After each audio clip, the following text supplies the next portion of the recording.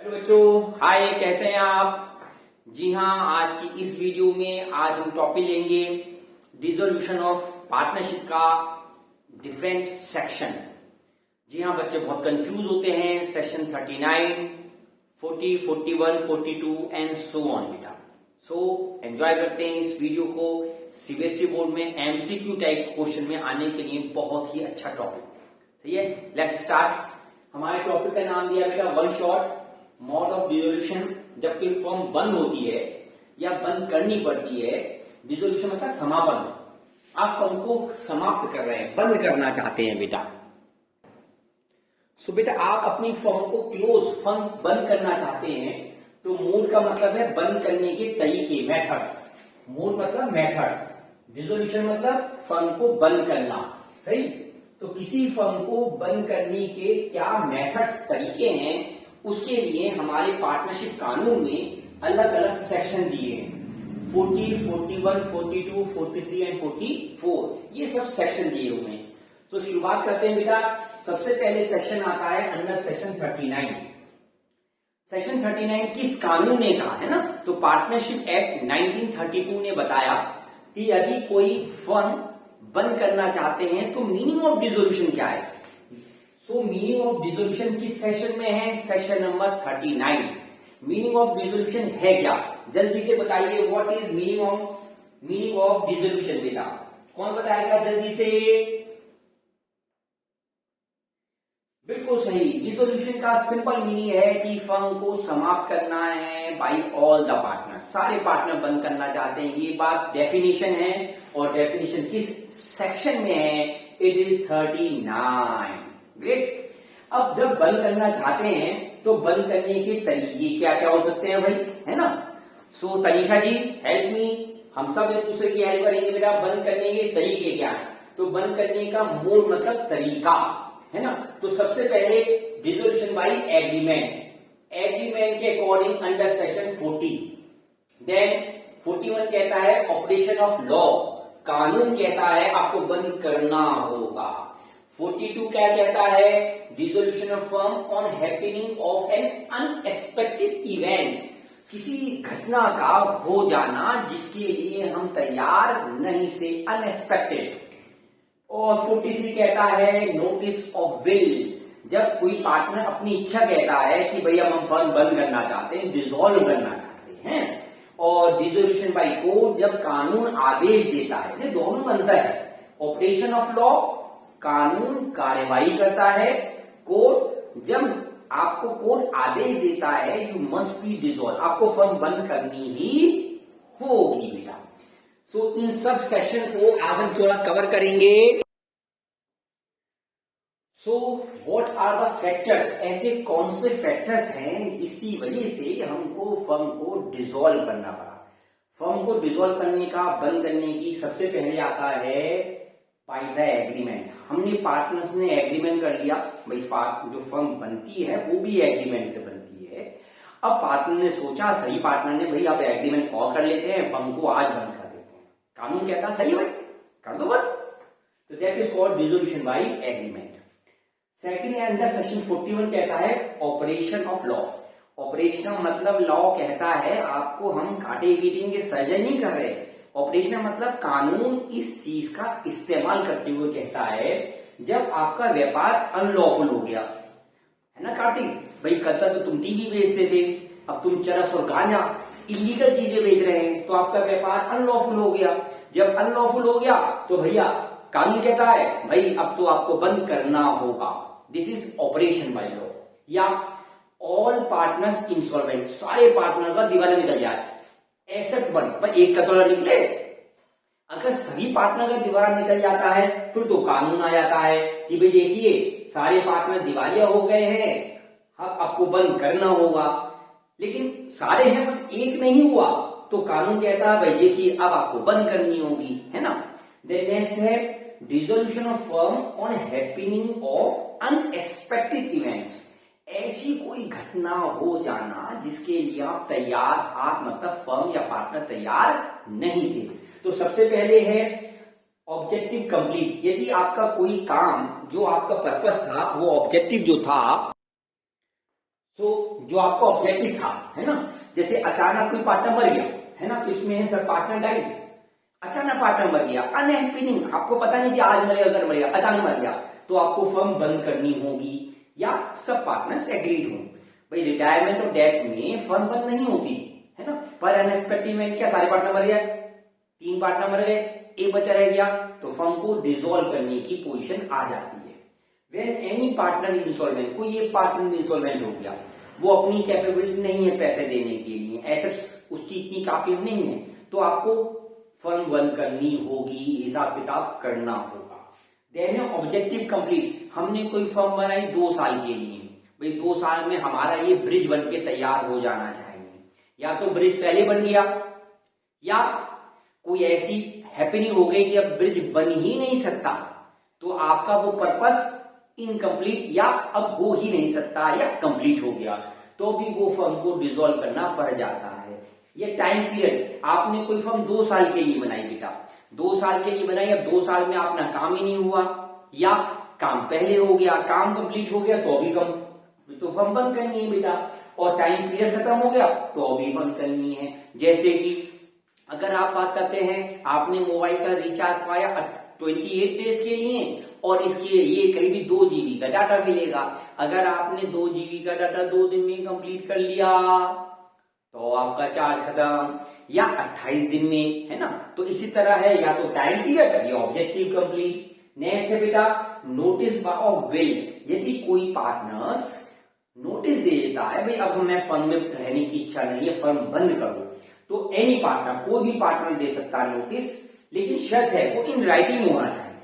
Hourly बात नहीं मानेंगे, क्यों नहीं मानेंगे भाई, ऑरली तो कुछ भी कह दो, है ना, कानून लीगली कहता है you should be have in writing, आप राइटिंग में दीजिए। अगर अपनी इच्छा प्रकट करेगा, बाकी पार्टनर्स तैयार है नहीं है तो कोर्ट में जाओ, तैयार है तो आप बैठ कर कंप्रोमाइज कीजिए और फर्म को बंद कीजिए। देन है डिसोल्यूशन बाय कोर्ट, कानून ऊपर आ गया, कोर्ट मतलब हम गए कोर्ट में, जज साहब हमें बचाओ फर्म बंद करनी है ना, तो जज साहब कब कहेंगे, या तो कोई पागल हो गया आपका पार्टनर, 4 पार्टनर से 3 पार्टनर पागल हो गए, अब ये पार्टनर क्या करे बेचारा, उनसे तो पूछ नहीं सकता, है ना कार्तिक बेटा, पांडे जी सुन रहे हैं आप। सो अब कोई पार्टनर अनसाउंड माइंड का हो जाता है तो फर्म क्या करे, क्या उसके कर्मों की सजा और पार्टनर्स भुगतेंगे, नहीं भाई, तो इसका बेस्ट ऑप्शन क्या है, फर्म ही बंद कर दो, ना रहेगा बांस और ना रहेगा फालतू का काम। सो अनसाउंड माइंड भी एक है बेटा। इनकैपेबल, यदि कोई भी पार्टनर्स इनकैपेबल हो गया है, कोमा में चला गया, अनकॉन्शियस माइंड हो गया, इनकैपेबल है, अपने अधिकारों और राइट्स को नहीं समझ सकता, लगभग पागल की तरह है, पागल तो हो गया अनसाउंड माइंड जिसे हमने डिक्लेयर कर दिया, इनकैपेबल कोमा में, बीमारी में, कोई और फैक्टर से हो गया, तब भी आपको फर्म को बंद करने का आदेश मतलब ऑर्डर कौन देगा, कोर्ट। ऐसा नहीं अपने आप बंद कर लें, ऊपर वाले सभी केसेस में सही पार्टनर्स अपने आप बंद कर सकते हैं राइटिंग में देके, पर इसमें आपको कोर्ट की परमिशन लेनी होगी। गुड। मिसकंडक्ट, कोई पार्टनर्स हमारे फर्म के इंटरेस्ट के अगेंस्ट काम कर रहा है, पार्टनर्स कहते हैं भाई सामान सही से बेचना, वो सारा लॉस में बेच रहा है, पार्टनर कहते हैं सामान इसे मत में सबको बेच रहा है ना, तो अगर वो मिसकंडक्ट कर रहा है, हमारे अदर पार्टनर के साथ मिसबिहेव, मिस तरीका कुछ भी कर रहा है, तो भी हम कानून में आएंगे, जज साहब हमें बचाओ, ये नालायक पार्टनर हमारे साथ गद्दारी कर रहा है, मिसकंडक्ट। फिर क्या है, अगर बिजनेस लॉस, हमारा बिजनेस लॉस ऐसा है कि अब आगे लॉस ही होने की पोजीशन है, अब कभी प्रॉफिट नहीं होगा, हम ऐसा सोचते हैं, प्रैक्टिकली हमने प्रोजेक्ट रिपोर्ट बनाई, तो firm other partner, 2 partner 4 partner है, 2 कह रहे हैं फर्म चलाएंगे, 2 कहते हैं भैया लॉस होगा, क्या चलाने का फायदा, तो आपस में कंट्रीब्यूशन, आपस में डिबेट हो रही है। अब बाकी पार्टनर्स क्या करें, तो कहते हैं जज साहब हमें बचाओ, अब तो आगे लॉस ही लॉस होगा, अब हमें इस फर्म को चलाने की इच्छा नहीं है, बट फिर 2 तैयार नहीं हो रहे, तो फिर क्या करें, कोर्ट में जाएंगे, जज साहब कहेंगे हाँ सेक्शन 44 बंद करो। फिर हमारा क्या है, यदि कोई पार्टनर्स कोई टर्म्स एंड कंडीशन, जिन शर्तों पर वो कानून पर हमने एक पार्टनरशिप डीड बनाई देता है ना, अब वो डीड के अकॉर्डिंग पार्टनर्स काम नहीं कर रहे, कोई टर्म्स एंड कंडीशन ब्रीच कर दी, हमारे साथ पार्टनर थे, एक किसी और के साथ भी पार्टनर बन गए, लूप होल हमारे अदर कंप्यूटर बिजनेस को बता रहे हैं, एनी टर्म्स एंड कंडीशन, तो अभी हम कहां जाएं? जज साहब हमें बचाओ, that is close the firm by the order of court. Just and equitably, जब बंद करना न्यायपूर्वक हो, न्याय संगत हो, तो भी वो हमारा, इसमें 2-3 फैक्टर्स हैं। मोस्टली सबसे प्यारा आता है अगर हमारी पार्टनरशिप फर्म में 4 पार्टनर्स हैं, 2 हमेशा ना कहते हैं, 2 ना हाँ कहते हैं, मतलब कुछ पूरब कुछ पश्चिम, हमेशा वोट होता है, इक्वल डिवाइड हो जाता है। अब हम क्या करें? तो भैया जी अब हमसे और सहन नहीं होता, ना तो कोई पागल है ना कोई इम्पेबल है, बट अब ये ज्यादा न्याय उचित है, जस्ट इक्विटेबल है कि अब फर्म को बंद कर देना।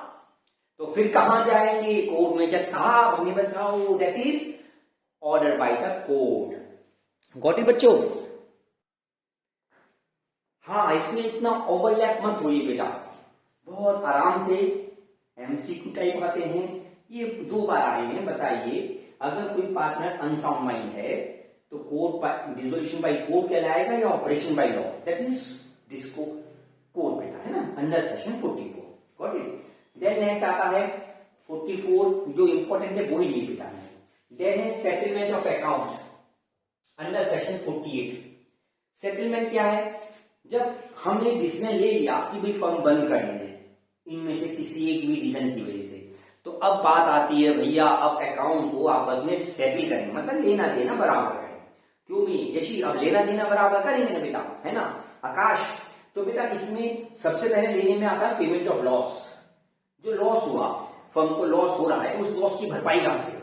तो लॉस सबसे पहले हम देते हैं आउट ऑफ प्रॉफिट में से, मतलब जो कंपनी या फर्म के पास प्रॉफिट है उसमें से लॉस दिया जाता है।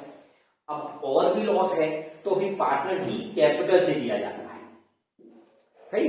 तो पार्टनर की कैपिटल याद, तो लॉस में सबसे पहले कहां से देना है? आउट ऑफ प्रॉफिट में से।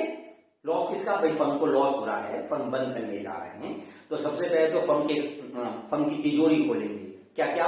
प्रॉफिट, रिजर्व्स, लाओ 20 में से दे दो। अब यहां से भरपाई हो गई, वैल्यू नहीं हुई, तो हम पार्टनर्स के पास भैया हमारी कैपिटल में से पैसे दे दो, है ना। देन है पेमेंट के बाद डिस्ट्रीब्यूशन ऑफ एसेट्स। फर्म की जितनी एसेट्स हैं, संपत्ति हैं, उनको बेचा जाता है और बेचने में से किसका पैसा पहले दिया जाता है। तो सबसे पहले हम देते हैं आउटसाइडर्स, बाहर वाले, जैसे क्रेडिटर्स। फिर देते हैं पार्टनर्स के लोन,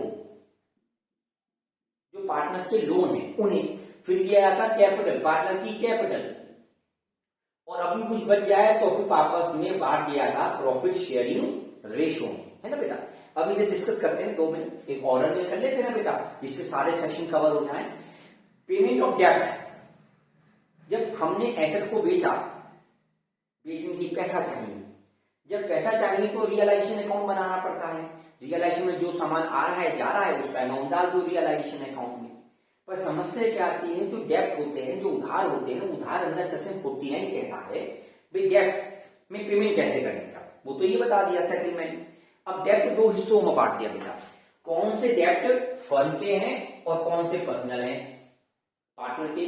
ऐसी कौन सी प्रॉपर्टी फर्म की है और आपकी कौन सी घर की है, अपनी है। लेट्स सपोज एक पार्टनर ए है, ए के पास अपने घर की एसेट से बेटा 1 लाख और फर्म की प्रॉपर्टी है कितनी? 3 लाख। ऐसी उसके अपने घर के डेब्ट है 80,000 और फर्म की डेब्ट है 2 लाख। तो फर्म ए के पास, फर्म के मतलब ए पार्टनर है, ए की घर की चीजें उठा के लाई जाएंगी। अब घर में एसेट से 1 लाख, तो पहले उसका घर की लायबिलिटी का पेमेंट हो जाएगा 80,000। अब कुछ पैसा बचा, जो पैसा बचा अब वो फर्म को दिया जाएगा। मतलब पहले घर की चीजों से, अपनी पर्सनल चीजों की जिम्मेदारियां खत्म होंगी। ऐसी फर्म की एसेट्स 3 लाख है, लायबिलिटी 2 है, तो इसमें से पहले 2 लाख इन्हें दिया जाएगा। अगर कुछ पैसा बचेगा तो यहां जाएगा। देखिए यहां भी पैसा बच गया तो यहां गया, यहां पैसा बच गया तो यहां गया। लेट्स सपोज अगर फर्म की एसेट लायबिलिटी ज्यादा होगी, 1,80,000 होता है। जब लायबिलिटी ज्यादा हो जाएंगी तो भैया पहले घर का हिसाब किताब करने के बाद पैसा ही नहीं बचा आपके पास, जब पैसा ही नहीं बचा तो यहाँ पे क्या देंगे, है ना। भाई सबसे पहले क्या है, पहले आपकी पर्सनल चीजों से, एसेट से पर्सनल लायबिलिटी का सेटलमेंट होगा। अगर कुछ पैसा बचेगा तो ही तो दूसरों को देंगे। मतलब पहले अपनी घर की चीजों से घर की जिम्मेदारी निभा दी, अब जो बचा वो फर्म के पास ले जाएंगे। अगर उल्टा हो, जैसे उल्टा कैसे बेटा, मान लीजिए लायबिलिटी 80,000 है, एसेट्स 20 है, कितना पैसा बचा 20, ये इनको दिया जाएगा कि भैया अब ले लीजिए, अब आपके नाम, पैसा आपके नाम। सो ये चीज आपको समझ में आ गई बेटा कि किसको पैसे पहले और किसको बाद में देने हैं। Section 39 meaning 40 by agreement, 41 operation of law, 2 reason, 42 यदि इसमें से कोई इवेंट हो जाता है, 43 नोटिस बिल देने पर, 44 कानून के अनुसार। बेटा एमसीक्यू टाइप के बहुत आए हैं, किस तरह की बताइए, कोर्ट कब कब देता है डिसोल्यूशन बाय कोर्ट, ये थ्योरी में भी आया हुआ है ना। हम थोड़ा सा इसे समझा देते हैं डिस्ट्रीब्यूशन ऑफ एसेट्स को बेटा, इसमें बच्चों के डाउट थे तो थोड़ा आपको क्लियर समझ में आ जाएगा। हाँ ज्यादा टफ नहीं है, बट थोड़ा सा एक बार बन में क्लियर हो जाएगा तो कंफ्यूजन फिनिश हो जाएगा बेटा। देखिए बेटा, जैसे हमारे पास लेट सपोज फर्म है, सही बेटा, फर्म के पास जो एसेट्स हैं, फर्नीचर 1 लाख रुपए का, मशीन 3 लाख रुपए की, कैश 50,000 रुपए का। अब फर्म बंद करने का आदेश, ऑर्डर हमने मंगवा लिया। अब लाइन में बहुत सारे लोग खड़े हुए हैं, क्रेडिटर्स 70,000, बैंक लोन, बैंक से भी पैसा ले रखा था 80,000, फिर हमने मिसिज ए से, पार्टनर की मिसिज है, उससे भी पैसा ले रखा है 7,000, फिर पार्टनर बी से भी ले रखा है, बी से लोन ले रखा है 30,000। तो कानून कहता है आपके पास जो एसेट्स हैं, अब जितने की आपके फर्नीचर, मशीन, बिल्डिंग है बेटा, ये सब चीजें हैं, तो सबसे पहले तो देखते हैं कितने में सेल हो रही है। मान लीजिए फर्नीचर बेचा, ज्यादा में बिका 150, ये भी ज्यादा बिकी 450, और कैश तो उतने रहा। कुल मिला के आपको सेल करने के बाद पैसा कितना आया, 4 + 5 5 6 6,50,000। तो सबसे पहले पैसा किसे देंगे, उसके लिए बोलते हैं distribution of assets under section 48। तो सबसे पहले पैसा हम देंगे क्रेडिटर्स को, जो बाहर वाले हैं क्रेडिटर्स। भाई 650 में पहले इनका पेट भरा जाएगा, 70 में दे दी। फिर उसके बाद लाइनों में आवाज देंगे, पहले तुम आओ, है ना। फिर बैंक से लोन का पेमेंट करेंगे, जो बैंक से हमने लोन ले रखा है। फिर मिसिज एज, जो हमारे लोन है पर पार्टनर से डायरेक्ट रिलेटिव है, उनका पेमेंट होगा। फिर किसी पार्टनर का लोन है, उसका पेमेंट होगा बेटा। फिर पार्टनर की कैपिटल ए बी सी जितनी भी है, हमारे 3 पार्टनर्स हैं, इसकी कैपिटल 50,000, इसकी 30,000 और 20,000, तो इनकी कैपिटल का पेमेंट हो जाता है। अब वो कुछ पैसा बच गया, भाई इतना पैसा देने के बाद अब भी कुछ पैसा बच रहा है, भाई बचेगा तो है। अगर नहीं बचता है, केवल इनका पेमेंट होता, और का पेमेंट नहीं होता, तो फर्म क्या कहलाएगी, इंसॉल्वेंट। इंसॉल्वेंट कब होता है, when any firm unable to pay their liabilities. अगर लायबिलिटी का पूरा पेमेंट नहीं कर पाए, कहां से, संपत्तियों से। संपत्ति किसकी, फर्म की। अगर फर्म की लायबिलिटी का पेमेंट हो रहा है, वेल एंड गुड, अब भी कुछ पैसा बच गया सब कुछ देने के बाद, तो वो सभी पार्टनर में डिवाइड कर दिया जाएगा प्रॉफिट शेयरिंग रेशियो में, है ना। और अगर पैसा नहीं बचा तो फिर घर के पास जाएगी, आपकी घर की एसेट्स कितनी है, घर की लायबिलिटी कितनी है, जो पैसा बचा वो हमें दो, हमें मतलब फर्म को दो, और वो फर्म से इनका पेमेंट होगा। तब भी पेमेंट नहीं हो पाया तो फर्म इंसॉल्वेंट। उल्टा करते हैं, यदि कोई पार्टनर इंसॉल्वेंट होता है, 3 पार्टनर्स हैं ए बी सी, अगर फर्म एक पार्टनर इंसॉल्वेंट हो रहा, बाकी तो सच्चे हैं, तो पहले फर्म के पैसा बचेगा, जो बचेगा वो पार्टनर के पास जाएगा। अब पार्टनर की लायबिलिटी बहुत ज्यादा है, जब पार्टनर की पर्सनल लायबिलिटी बहुत ज्यादा होती है, तो इसके पैसे देने के बाद भी लायबिलिटी का पेमेंट नहीं हो पा रहा, किसकी, पार्टनर ए की, तो वो कहलाता है ए इंसॉल्वेंट। वैसे फॉर जनरल इंफॉर्मेशन मेरी नेक्स्ट वीडियो में इंसॉल्वेंसी ज्यादा अच्छा है बेटा, सीबीएसई बोर्ड में इंसॉल्वेंसी नहीं है ना, तो एग्जाम पॉइंट ऑफ व्यू से इंसॉल्वेंसी पे ज्यादा जोर ना डालें, आप बस बेसिक कंसेप्ट ध्यान रखें। जितनी भी एसेट रियलाइज हुई उनका किस तरह पेमेंट किया जाएगा, पेमेंट देने का तरीका किस मेथड में बताया गया है, that is section number 48 distribution of assets. और ये बेटा इसमें कोई कंफ्यूजन तो नहीं की? जैसे इस चीज को क्लियर करने के लिए तो वीडियो में जब बात करी गई है इंसॉल्वेंसी में, थोड़ा मैं और क्लेरिफिकेशन दे दूं बेटा। जैसे लेट सपोज आप समझिए, जब समझ जाएंगे तो कंफ्यूजन नहीं होगा आपको। 6,50,000 आने से 70 ये गए, मैं लिख देता हूं बेटा कितना कितना गया भाई। 6,50,000 कह सकती है 6,50,000, 70,000 70,000 एक को दिए, 80,000 एक को दिए, 60,000 एक को दिए, 30,000 एक को दिए, और इसके बाद ये अमाउंट 50, 30, 20 भी दिया गया। अब पैसा बच रहा है 3,10,000, 3,10,000। ये तीनों पार्ट में डिवाइड करा जाएगा एबीसी में, किस रेशियो में, प्रॉफिट शेयर रेशियो में। तो हमने इन तीनों में डिवाइड कर दिया। मैंने प्रॉफिट शेयर रेशियो इस तरह मान लिया, इक्वल मान लेते हैं ना बेटा, तो डिवाइड बाय 3 किया, तो करीब 10,000, 1,00,000 इतने रुपए मिले, 1,00,000 करीब 3,333 रुपए। अब ये पैसा लेके एक घर भागेगा, आहा आहा, ये कह रहा भाई मैं तो घर भाग रहा हूं, मुझे अपने घर वालों के पैसे देंगे 1,00,000 रुपए।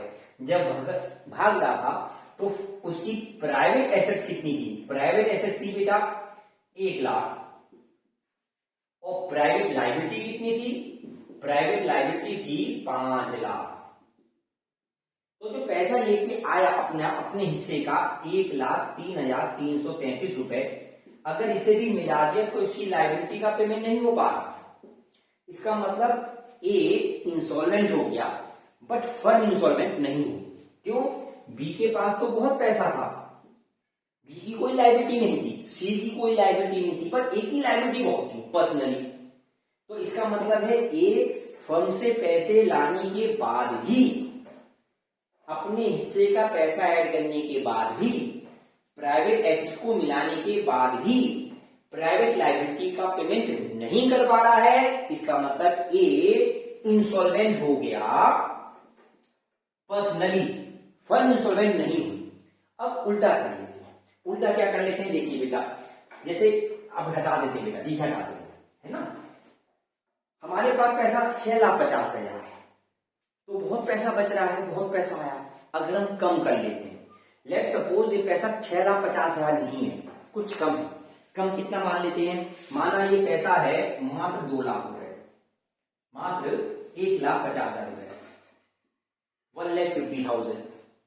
अब 1,50,000 में पहले तो क्रेडिटर को देंगे 70, फिर बैंक के लोन देंगे 80, 80 और 70, 150 पूरे हो गए, बाकी इन्हें कुछ भी पैसा नहीं मिल रहा। और कम कर लेते हैं, माना हमने मान लिया 140। अब 1,40,000 में 70 और 80 इन दोनों को दिए जाएंगे। ये कहते हैं भैया हमारे पास तो कम है पैसा, हमारी लायबिलिटी ज्यादा है, आप हमें ज्यादा पैसा दीजिए, है ना। तो देन अब क्या करेंगे बताइए पार्टनर्स, क्या? अब ऐसे पोजीशन में क्रेडिटर्स और बैंक लोन दोनों लाइनों में लगे हैं, भैया फर्म हमारे पैसे दो, हमारी लायबिलिटी का पेमेंट, हमारी पैसा जो हिस्सा था उसे दो। तो अब तीनों पार्टनर्स कौन है? ए, बी, सी। उनकी पर्सनल एसेट्स, प्राइवेट एसेट्स कितनी है? प्राइवेट एसेट्स इसकी प्राइवेट है 1,00,000, इसकी है 50,000 और इसकी है 60,000।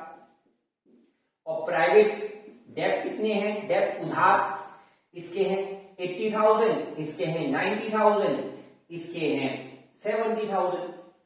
तो ए अपने घर से भाग के पैसे लाएगा कितने? मात्र 20। प्राइवेट एसेट्स के प्राइवेट लायबिलिटी का पहले पेमेंट होगा, अब 20 बचा, ये 20 फर्म को दे दिए जाएंगे। इस केस में 50 एसेट्स हैं, लायबिलिटी 90, कुछ लाएगा ही नहीं, भैया हमारे पास तो पैसा ही नहीं है, हमारे पास प्राइवेट एसेट्स प्राइवेट लायबिलिटी का पेमेंट का पैसा ही नहीं बचा, हम कहां से देंगे भैया, हम तो पहले ही ढीले हैं, हमारे पास पैसा ही नहीं है ना बेटा। तो ये बी पैसे नहीं ला रहा, सी कह रहा है देखा देखी भाई साहब मेरे पास तो जितनी एसेट्स है उतनी ही लायबिलिटी है, 60 ही मान लेते हैं, तो मैं अभी नहीं ला पाऊंगा। अकेला ए लेकर आएगा। क्यों? कानून कहता है पार्टनरशिप एक्ट आपको घर से लाने होंगे पार्टनरशिप कानून में।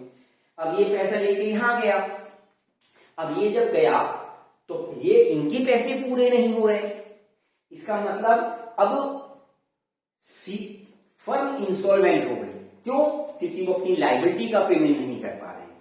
फर्म इंसॉल्वेंट हुई, इसकी वजह से सी भी इंसॉल्वेंट हुआ, बी भी हो गया और ए भी हो गया। ए पर्सनल लायबिलिटी था। यही हमारी पार्टनरशिप फर्म का सबसे बड़ी कमी है बेटा जी। पार्टनरशिप फर्म में एक पार्टनर, सभी पार्टनर्स एक दूसरे के लिए जिम्मेदार होते हैं, लायबिलिटी बियर करते हैं। इसका मतलब ए के कर्मों की सजा बी और सी के कर्मों की सजा किसे मिली? सबको, ए को भी मिल गई बेचारा। ए के पास तो बहुत पैसा था, एडजस्ट हो जाता, पर इनकी फर्म की वजह से ये भी दिवाला हो गया। इस वीडियो में आप इसे 2x में करके देखिए, थोड़ा जल्दी समझ में आएगा, रिकॉल भी हो जाएगा। इसके कुछ एमसीक्यू भी हैं बेटा, मैं उसके एमसीक्यू भी पोस्ट कर दूंगा, वो थोड़ी आप उससे बना के देखिए। तब तक फिर मिलेंगे नेक्स्ट वीडियो के साथ। Good day, good luck, bye बेटा, सी यू।